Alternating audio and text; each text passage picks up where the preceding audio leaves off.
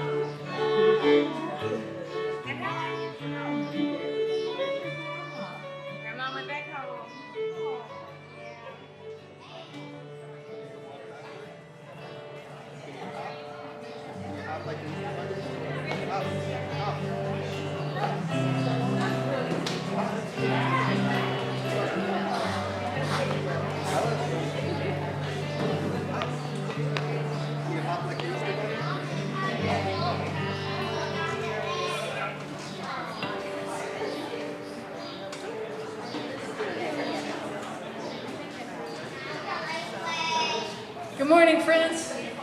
Welcome to our Unitarian Universalist Church of the Brazos Valley Easter service here at Sue Haswell Park. Those of y'all who are visiting, we normally meet at the Neal Center, which is at 600 North Randolph. That's right. Rudolph is a red-nosed reindeer. All right. Well, my name is Reverend Kiya, and my pronouns are she and they. And I'm very happy to see y'all this morning. We're going to start our service, which is a Passover, Ostara, and Easter service. So we're going to start with a Passover song. That's Shabbat Shalom. That's all the words. You'll pick it up really quick. We're going to sing it 3 times. Shabbat Shalom. Shabbat Shalom. Shabbat, Shabbat, Shabbat, Shabbat Shalom.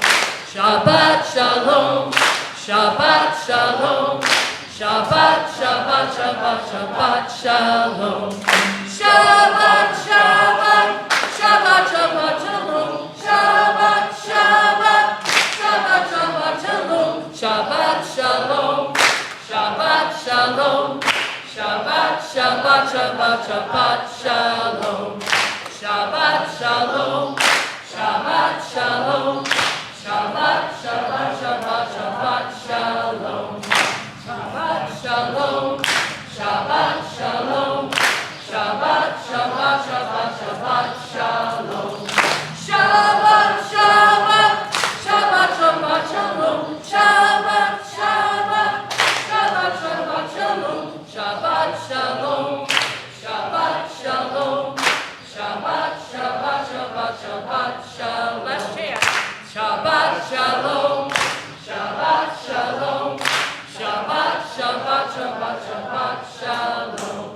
Shabbat Shalom, Shabbat Shalom, Shabbat, Shabbat, Shabbat, Shabbat Shalom.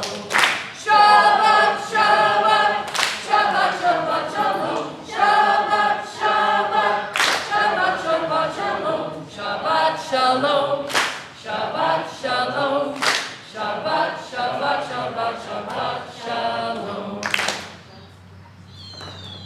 Just means peaceful Sabbath.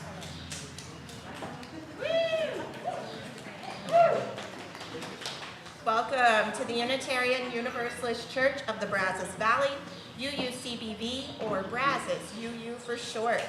My name is Allison, and my pronouns are she, her, and I'm serving as your worship assistant today. We are a welcoming congregation, which means we celebrate and welcome all people of diverse sexual orientations and gender identities. We also strive to welcome people across diversities of race, age, ability, immigration status, and belief. We are also a congregation working for reproductive justice. So, whoever you are, wherever you have come from, wherever you are on life's journey, you, yes you, are welcome here. Today, our service is a bit different. I'm sure you gathered that. After our Sunday service, which is filled with really beautiful music, y'all be sure to thank our musicians and our readers and our vocalists after service. Sure. And say thank you. You can thank them whenever you want to. After that, we will be having an egg relay. This is for all ages. Notice I did not say it's a race. So if you move a little bit slower, that's totally fine. It's about working together and completing the relay. And that will be happening down there.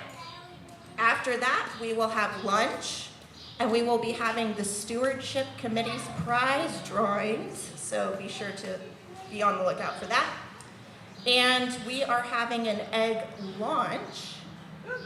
So the egg launch, it's the second annual egg launch. So if you did not bring something that you built to protect a raw egg as our minister launches it off of a board, totally cool. We have stuff you can build it while you're here. So we will be doing that. And we also have a leisurely, did you bring one? Yeah. Oh, sweet. We'll also be having a leisurely egg hunt. So anybody who brings me 8 eggs will be getting a prize. And it's all ages. And it's in honor of our vote on the 8th principle at our congregational meeting in May. We also have a surprise. Sure, if you bring me 8 eggs, then you'll get a prize. So when you find the eggs, there's nothing inside of them. The egg launch part. Here, I'll tell you in a minute.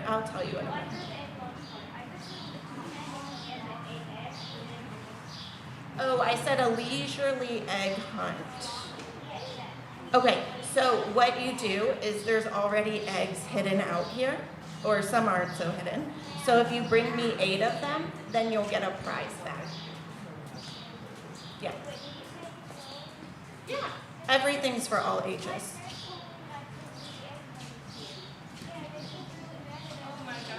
It's okay, we can talk about it later, it's fine. Yeah, for sure.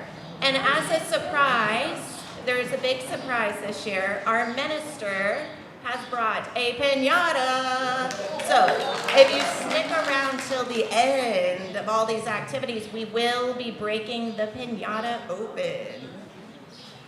All right, and a second announcement. If you are a visitor, we have a weekly newsletter called the eCast. If you want to sign up to get stuff to your email, the sign up is on the welcome table right there. And now it is our chalice lighting. So, Graham, can you come help me? Sure. Our chalice lighting and call to worship is a Hebrew prayer for the Passover. And Graham is going to read the Hebrew, and then I will tell you the translation. Baruch atah Adonai Eloheinu melech haolam shehechianu v'kiyamanu v'higianu lazman hazeh. We praise God, ruler of everything, who has kept us alive, raised us up, and brought us to this moment.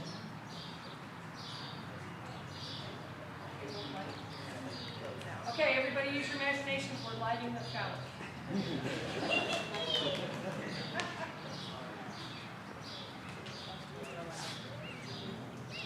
Now, all please join me in saying our affirmation. Love is the spirit of this church, and service is its gift. This is our great covenant to dwell together in peace, to seek the truth in love, and to help one another.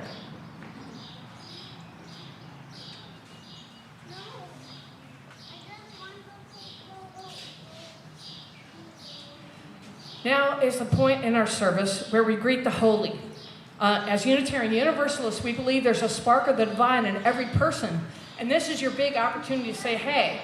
So if you're a new person, lots of people who you don't know are going to come up and introduce themselves, and it's totally okay. And that's what's going to happen now. Make sure those of you all who know the ropes, make sure you say hi to somebody you don't know. Let's go.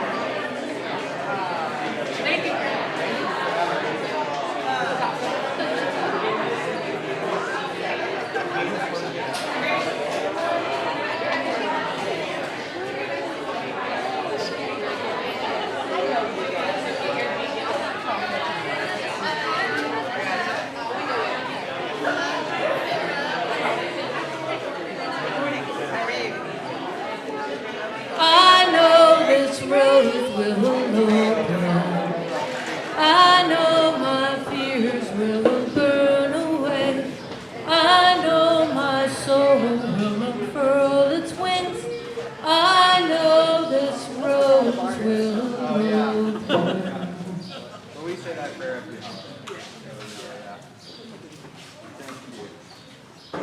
As we find our seats, we take this moment to reflect on our joys and sorrows and acknowledge the mutual support of our community. Please remember that if you come up and share a joy or a sorrow, that our service is recorded. So if you need to moderate your message, please do so accordingly. So please come up and you have something to share. Good morning, everyone. My name is Gay Webb, and my pronouns are she, her. All right, sorry about that. Gay Webb, she, her. This week, I was given a promotion, quote unquote, from my half-time job to a full-time job, which I'm not sure I want, but I love the job, and so I'm looking forward to continuing that. Thank you.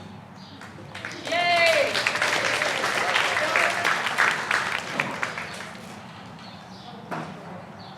Hi everybody, my name is Amanda. My pronouns are native of Sunfeather, Cherokee Band. And everybody knows also that I am also known as she. My son Connor, Lucifer. I had an affirmation last night of a Red Bull go above my head about 3 a.m. this morning. Several months ago, my son and I have had some issues of a battle between each other.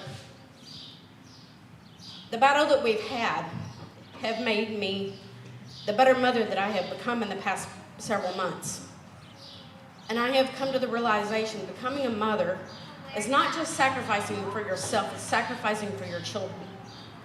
When Connor came out to me 7 years ago, I was devastated because I thought I gave birth to a little girl.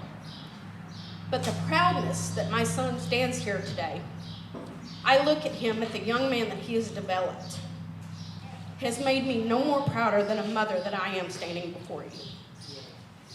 At 3 a.m. this morning, my son told me of the battles that he had been battling for years, of the depression, the watching over the trauma behind his back of watching his friends commit suicide that are the transitional kids nowadays. The one question that I asked myself, there's 3 a.m. this morning, was what could I do to help my son? Being the tragic loss of losing my daughter convinced to myself, I finally made the transition of myself of knowing that I told my son at 3 a.m. this morning, instead of losing himself, look at one person that we look at as a government over in England, Meghan Markle. She fought for herself. And I told him at 3 a.m. this morning to fight and become his voice for the transitional kids himself. Post it, use his videos, use his voice to become for the ones that we've already lost. And I am proud to say, as at 4 a.m. this morning, he finally put his voice out there for the ones that we have already lost. And I am so proud of this young man.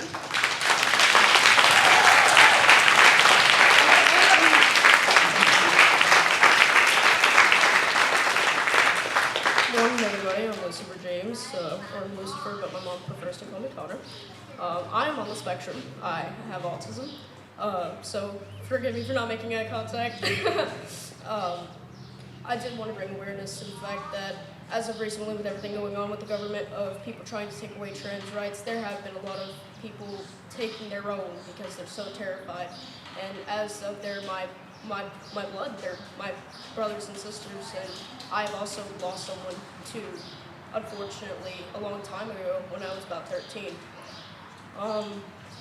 And here, when I found United, it was a beautiful thing. This is beautiful, and I like the fact that there is so much diversity as in someone who has Jewish blood in them, and that's also amazing, and a bunch of other things. And I really think this community, the life here, the energy, everything is really inspiring, and the youth, the older generations that are gathered here today, you all are such amazing people, and I wish I would have found this sooner, because I have been isolated here in College Station with the community because of how scared I was, but when I opened up my eyes to this is truly beautiful, and I thank you all a lot for coming here and making this beautiful thing, really, truly.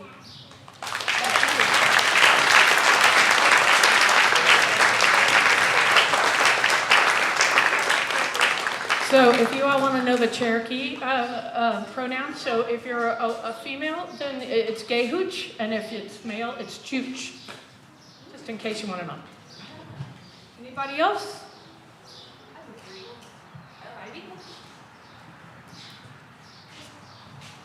We have a sorrow this week that my grandmother entered hospice care and is not expected to last much longer. But the joy that comes with it is that she's been suffering with declining health for a very long time. And so she is surrounded by people who love her. She is at peace. She is comfortable. And we are sad to see her go, but also glad that she will be released from suffering, and wish her well on whatever comes next.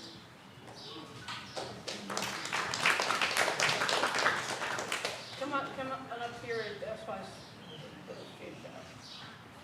you don't mind.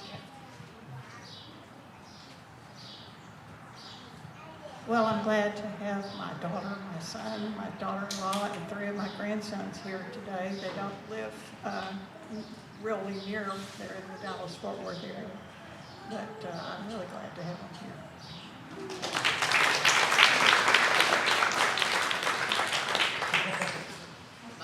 Just a joy. I'm Molly, and that Judy Hart I got to go visit on Thursday. So she is out of her rehabilitation care back home. Yay.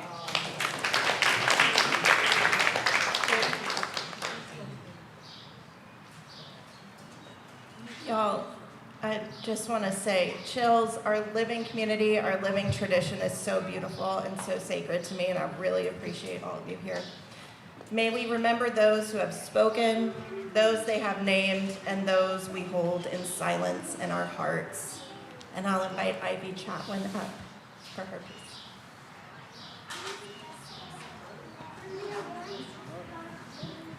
Ivy's getting ready to play. We're starting the Bach part of our service. This is the Minnuet in D minor.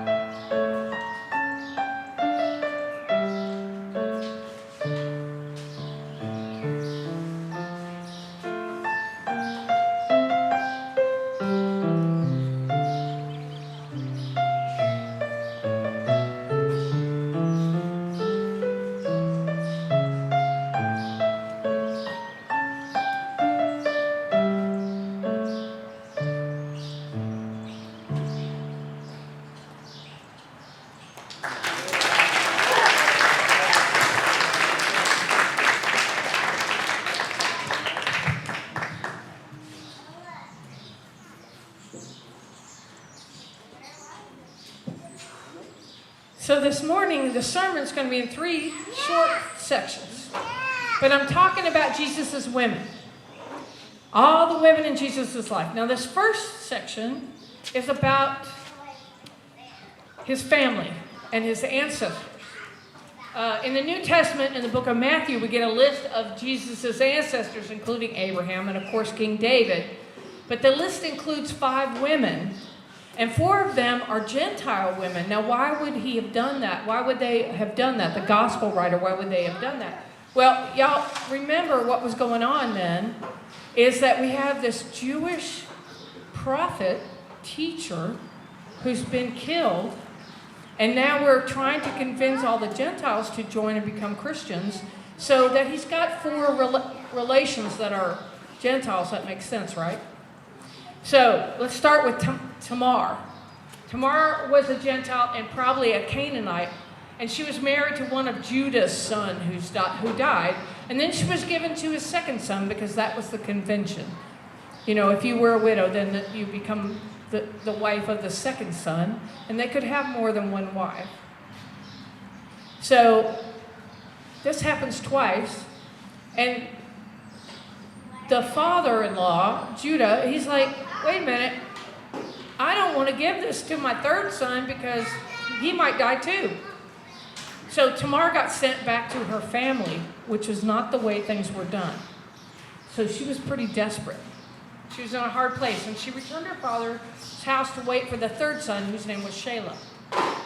She had no status, no inheritance. She couldn't own property, no social security. Nothing would have come her way unless she was a mother.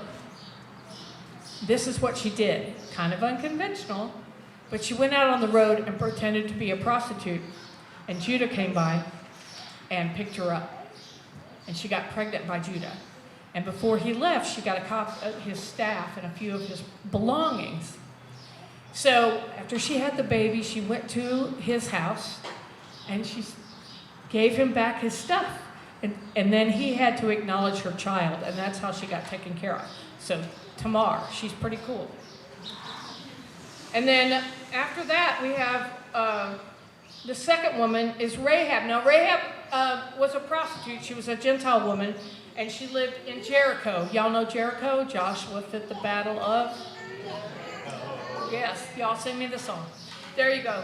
Well, there were Israeli spies that had snuck into town. They were trying to figure out how to make the walls come tumbling down besides play trumpets. And the way they did that was Rahab hid the spies, and she helped them out. She was kind. And so because of that, she was spared, and all her family was spared. After the Israelites won the battle. So anyway, Rahab and her family were saved, and then she marries Salmon, who is a Jew, and traditions say that he was one of the spies that she hid. And he and she had a son named Boaz. Have you heard of him? Some people have. He's going to end up marrying Ruth. Y'all have heard of Ruth? Ruth is also an ancestor of Jesus. So she's a woman who, from the time she heard the name Yahweh, became an earnest follower. And she hung out with her mother-in-law, Naomi. And Naomi was very good at giving her advice. And so she entreats Boaz to marry her and to provide for her and Naomi, and he does. So we like him too, and these are the people that Jesus came from, that are all related to King David. The fourth woman who's not named in the gospel, but she's identified in the gospel, is Uriah's wife. Anybody know who Uriah is? He was a general under King David. And he had this beautiful, beautiful wife named Bathsheba. And anyway, it's not so cool what David did to get her as his wife, but he did eventually marry her after Uriah was sent to battle and killed. So they have a son who is also the grandfather of Joseph. So the last person I'm going to talk about is Mary. Mary is, well, y'all, there's a lot of Marys. You know why? The most popular name in the first century was Mary. A quarter of the women, if you were hanging out with 4 women, one of them was going to be named Mary. So it's kind of important. And the second most popular name was Salome. So it gets really confusing when they actually list people. So this fifth person, Mary, she's Jewish and she's a devout follower of Yahweh. And the angel tells her she will be pregnant by the Holy Spirit. That's what they say in Luke. And that's what happened. And she was cool with it. And then the debate happens about whether she had any other children with Joseph, her actual husband, or what the deal was. So it's a debate, but in the scriptures, there are lots of cases of his brothers being named, and it's implied that he had sisters as well. So I think that she did not stay a virgin her whole life. Anyway, that's the first part, and now we're going to have some more amazing music. John Faber's going to play a piece by Bach called the Prelude in C minor. Do you mean a B mic? Yeah.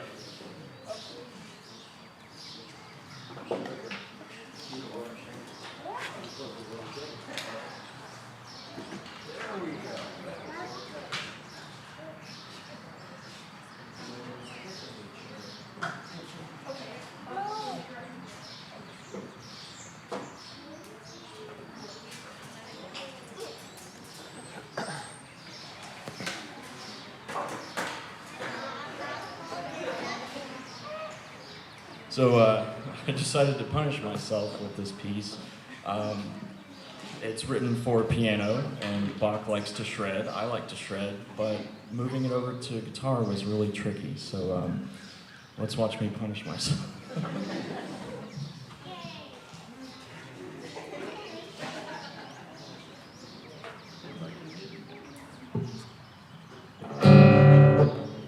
All right. Open mic check.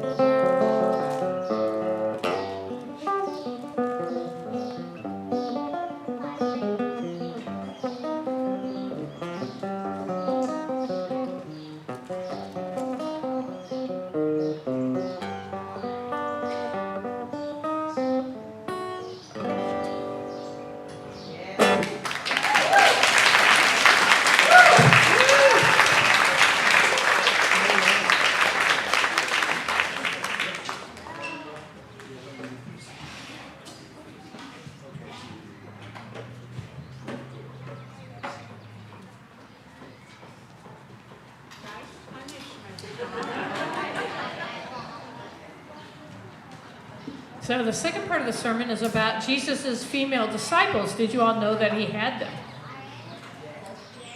Mostly when he was moving around Galilee and to Jerusalem, He had like 100 followers. And most of them were actually sitting at his feet learning. That's the way people did it. Back then they thought of him as a rabbi and he was a teacher. And he had a lot of women disciples. But in the course of Christianity's development, we are connected to the Christians that were pre-4th century. So Universalist, that was what most people were before the 4th century. So they weren't necessarily enamored with the idea that Jesus was divine. But that everybody thought he was a great teacher and he was the good model for humanity. And that was kind of the way it went before the 4th century. And women were very prominent. They were very prominent as people who, the main way people became Christians is they were anointed, and they were baptized. And because the culture was so divided by gender, it's almost impossible for Jesus to run around with 12 apostles and do that. Because that would have been men who weren't related to these women touching those women. That wouldn't have been culturally okay. So try to imagine for every guy that you've heard about that there was probably a woman connected. If not her husband and she as a partnership, or if they were independent women. And here's the coolest thing. There are actually women named in the Gospels, and they, for the most part, were disciples, and they also paid for everybody. They were rich women, and they paid for everybody. They were independent rich women, and they paid for everybody. How many people have ever heard that Mary Magdalene was a prostitute? It's not true. Not even a little true. She was an independent woman. And her name, Mary Magdalene, Magdalene means tower. And you know how Peter has a nickname, Peter the Rock? Simon Peter the Rock? Jesus gave his main people nicknames. And so you could argue that Mary Magdalene was the tower, because in many books that are heretical now, she was said to be the apostle for the apostles, or the closest apostle to Jesus. Now, the whole Dan Brown thing about that she was married to Jesus, not very likely. There's not even Dead Sea Scrolls that say so. But there are Dead Sea Scrolls, like the Gospel of Mary, that say Mary Magdalene was the closest. In fact, there's a great scene in the Gospel of Mary where Peter is kind of jealous of her for being too close to Jesus. And we're going to talk about this in the next section, but why the women disappeared. But I want to tell you the names of the women that are actually listed. So we've got Mary, the mother of Jesus, and then Mary and Martha of Bethany, who are the sisters of Lazarus. Anybody ever hear of them? Right on, right on. Okay. So the coolest thing about them is Martha is inviting Jesus and all the disciples and all the entourage into her house. So she's having to cook and clean and do all the things for the people. And she goes to Jesus and she complains about her sister, Mary. Because Mary's not helping her keep house. Mary's sitting at the feet of Jesus and listening. And this is what Jesus says. Mary has chosen what is better, and it will not be taken away from her. That's what it says in Luke 10:41. So, Jesus was pretty liberal. I'm not saying he was a complete feminist, but he had a lot of women involved in ministry around him, and women that were independent and had their own money. And they really did. It says right there in the Bible that they paid for everything. So imagine all those fish and loaves of bread were paid for by these very rich women, including a woman named Salome, who was healed of demons, just like Mary Magdalene was healed of 7 demons. And it's very confusing back then when they talk about demons. They didn't really talk about germs or viruses. They would talk about demons.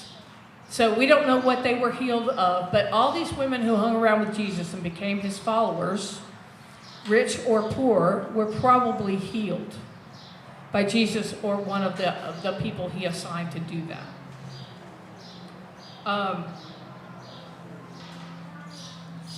Here's what it says in Luke 8, verse 1 to 3. After this, Jesus traveled around from one town and village to another, proclaiming the good news of the kingdom of God. The 12 were with him, the 12 apostles that were specifically named to represent the 12 tribes of Israel. That's why there are 12, but there were actually lots and lots more. Okay, and also some women who had been cured of evil spirits and diseases. Mary, called Magdalene, from whom 7 demons had come out. Joanna, the wife of Chuza. Now, Chuza is the manager of Herod's household. So he's the steward of Herod, King Herod's household. So we're talking about somebody from court, somebody who has money and power and prestige. That's Joanna. Pretty cool, huh? And they say, in the Bible it says, these women were helping to support them out of their own means. So independent, women with money. This is important. Okay.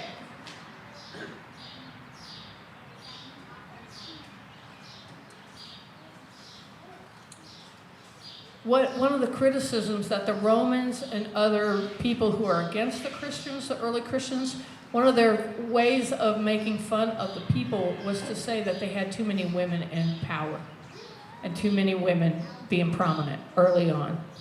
Anyway, this is the end of part 2 of this sermon, and we will go on and have some more music by Joe Daigle.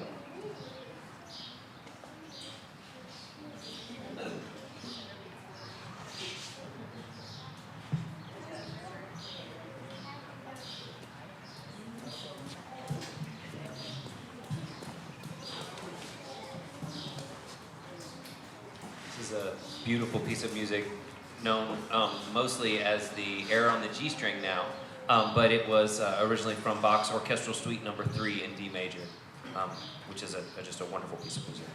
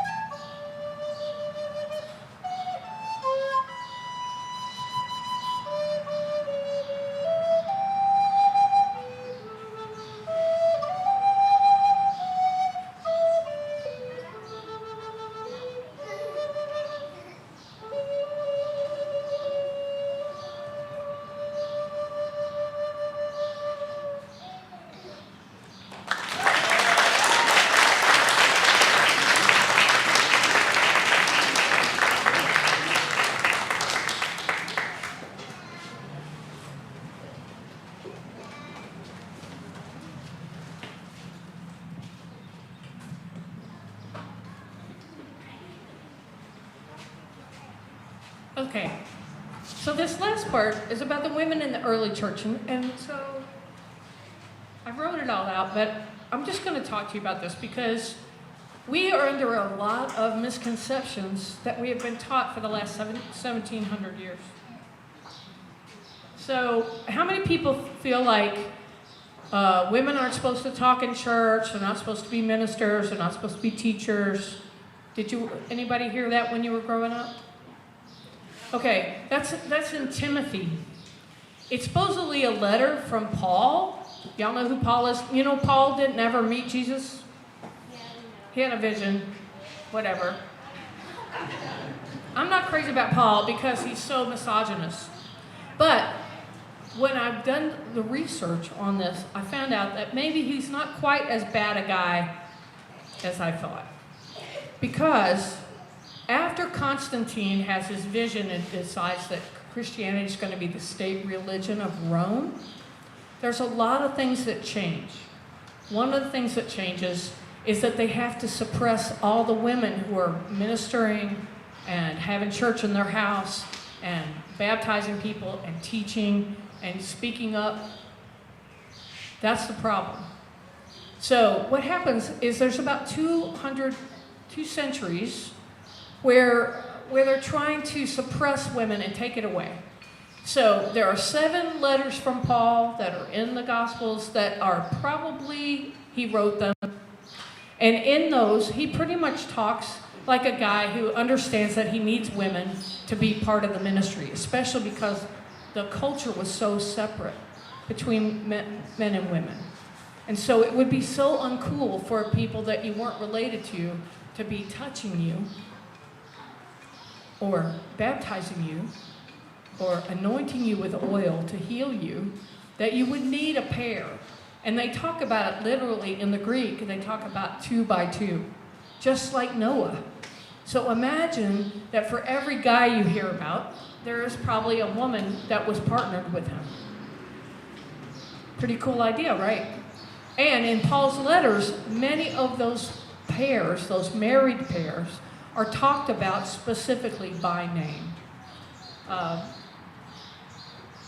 So I want to, tell you some of their names.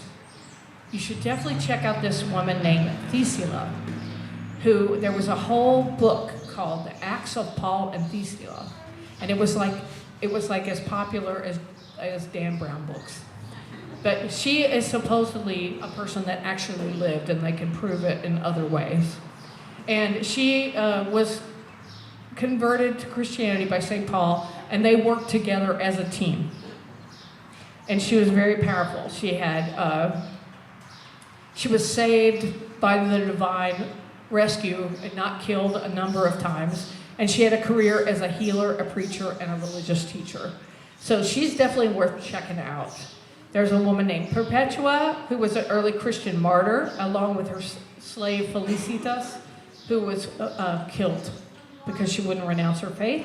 There was a number of desert mothers. Anybody ever hear of the desert fathers?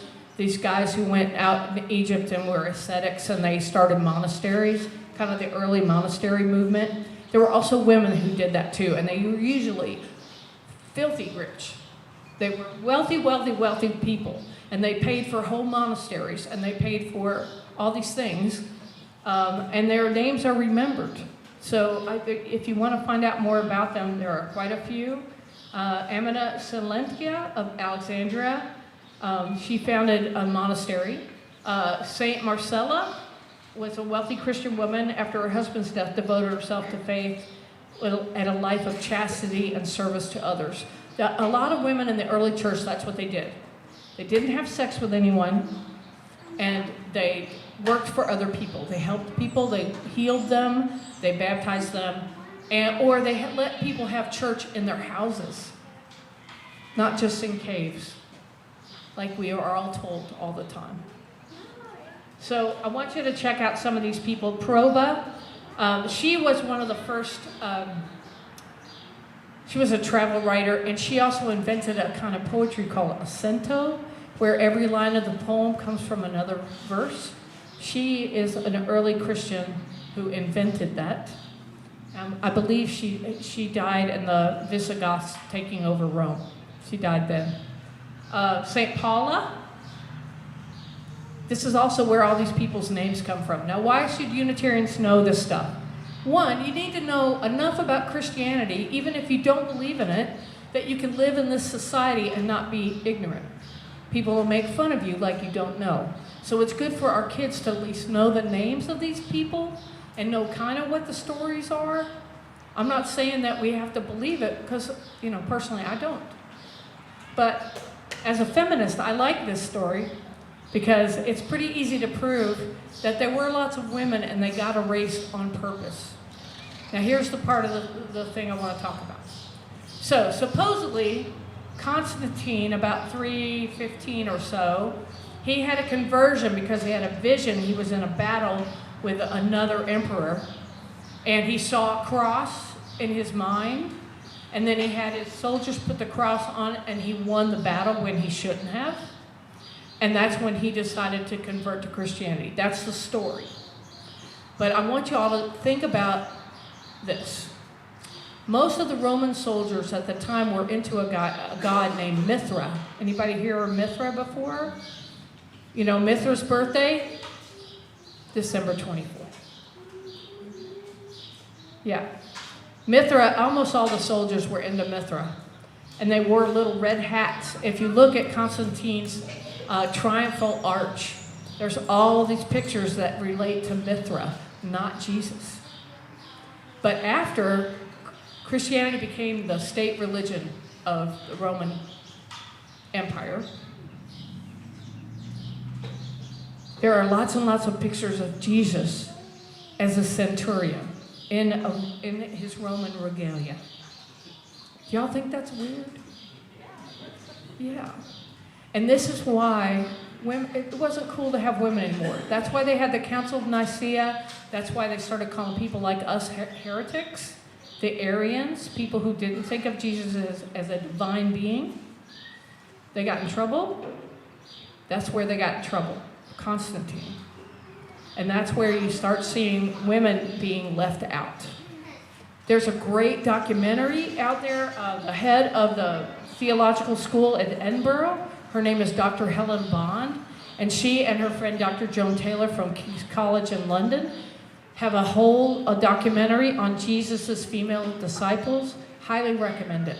It's really good. There's also a book. She has a number of books.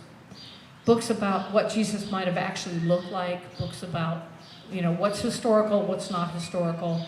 And I think it's fun to look into it, those of y'all who are interested in this. And we can argue about it all day, but we're not going to. And I hope you find out for yourself. One of the things about Unitarian Universalism is it's a free pulpit, so I'm telling you what I think, but don't just take me at my word. If you want advice about books to read or things to find out, almost all this stuff, all the people I talked about today are readily available, and there are historical records of them. And if you need a list, let me know. Thank you for listening to me today.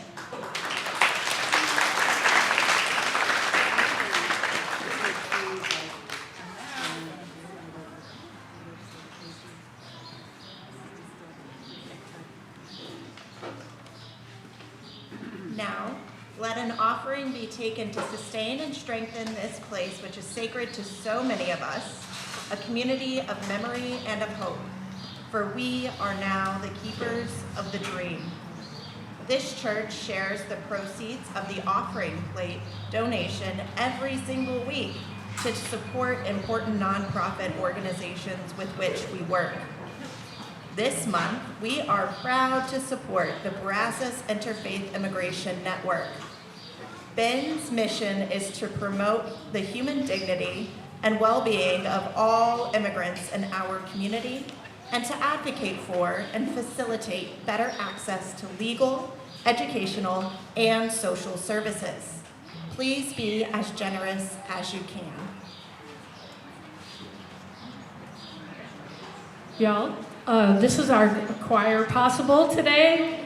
They worked so hard. They got one rehearsal, and we're going to sing Jesu, Joy of Man's Desiring in English for you, and I hope you enjoy it.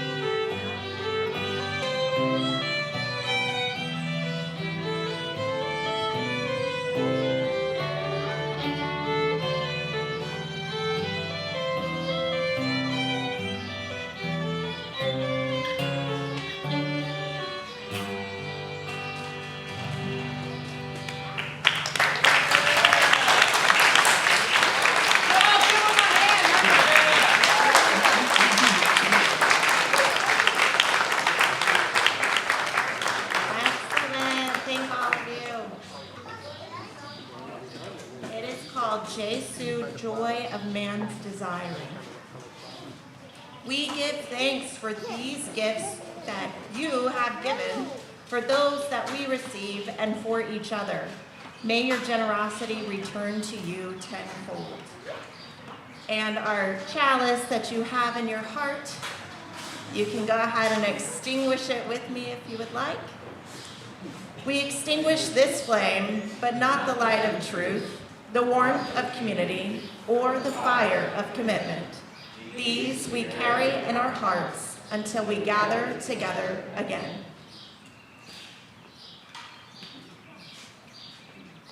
Remember the way of the wind and breathe and blow. Remember the way of the fire and sparkle and glitter and glow. Remember the way of the water and ebb and flow. Remember the way of the earth and grow. Go in peace, but not till we party.